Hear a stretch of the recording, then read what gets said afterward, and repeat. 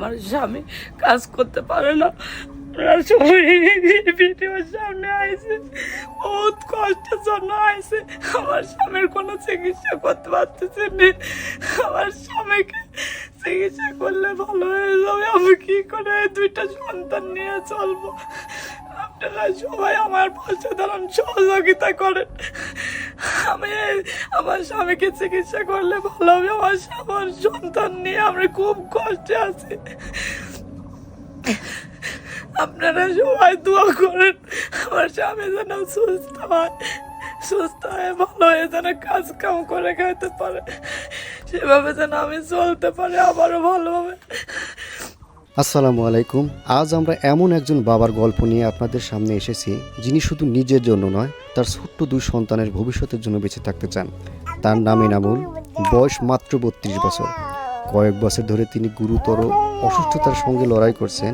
চিকিৎসার বিভিন্ন রিপোর্ট দেখা গেছে তার পাকস্থলীতে ক্ষয় হয়েছে এবং পরে অগ্ন্যাশয়ের গুরুতর সমস্যার জন্য হাসপাতালে ভর্তি হয়ে চিকিৎসা নিতে হয়েছে। কিন্তু চিকিৎসা এখনও শেষ হয়নি। একসময় তিনি নিজে কাজ করে সংসার চালাতেন। আজ সেই মানুষটি অসুস্থতার কারণে ঠিকমতো কাজ করতে পারেন না।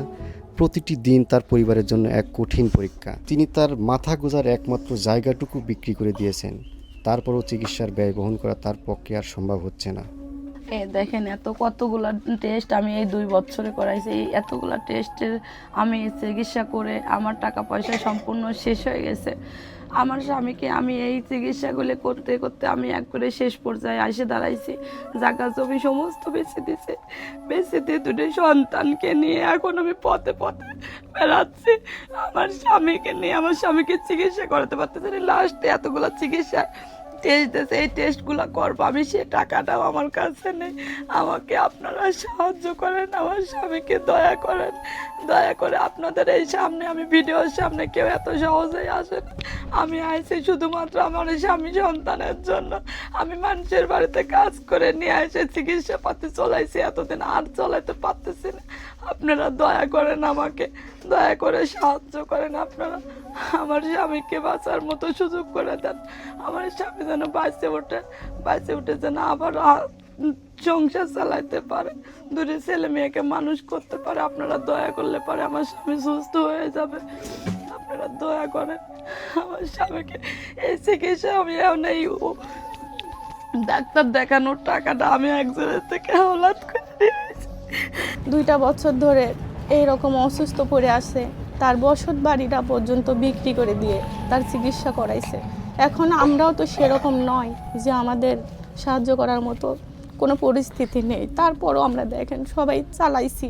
এখন আমাদের বাড়িতে এনে রাখছি, খুব অসুস্থ, চলতে পারতেছে না 2টা বাচ্চা নিয়ে। আমার বড় বোন আমাদের কত ভালোবাসে, স্নেহ করে।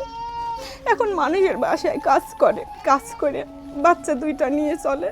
আপনারা সবাই একটু তার সাহায্য করেন। এই কষ্টটা কেউ মেনে নিতে পারতেছি না। আপনারা একটু সাহায্য করেন আমার দুলাভাই।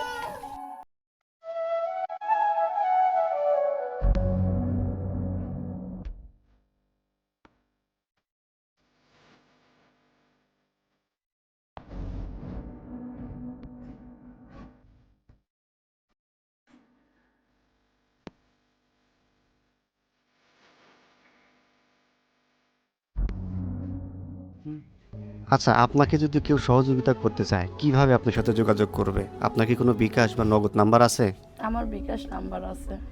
আচ্ছা, ঠিক আছে। আপনার বিকাশ নাম্বারটা সুন্দর করে আপনি ভেঙে ভেঙে বলে দেন, যাতে যারা আপনাকে সহযোগিতা করতে চায় তারা যেন সরাসরি আপনার সাথে যোগাযোগ করতে পারে।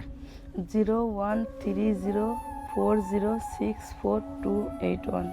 নাম্বারটা আবার বলেন সুন্দর করে। 013040642881। বন্ধুরা, আসলে একটা মানুষ কতটা অসহায় হলে পারে মানুষের কাছে হাত পাতে, মানুষের কাছে সাহায্য সহযোগিতা কামনা করে। এই পরিবারটা আসলে খুবই অসহায়। আপনারা যে যতটুকু সামর্থ্য তাকে সহযোগিতা করবেন। একটা কথা আছে, প্রবাদ আছে যে 10-এর লাঠি 1-এর বোঝা। আসলে আপনারা 10 জন মিলে যদি 10 টাকা করে দাও, তাও কিন্তু 100 টাকা হয়। তো আমাদের পক্ষ থেকে আপনাদের কাছে বিনীত অনুরোধ থাকবে, আপনারা এই পরিবারটার পাশে আপনারা দাঁড়াবেন, তাকে যতটুকু সম্ভব আপনারা সাহায্য সহযোগিতা করবেন।